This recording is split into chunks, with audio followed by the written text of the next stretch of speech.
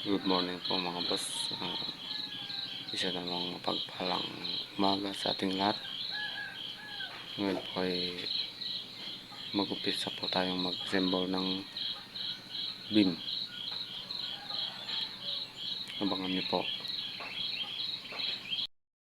Sana po manood po kayo hanggang sa dulo ng aking video. At huwag po tayong mag-skip ng ads.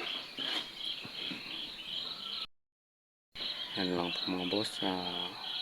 Mag-intro muna tayo.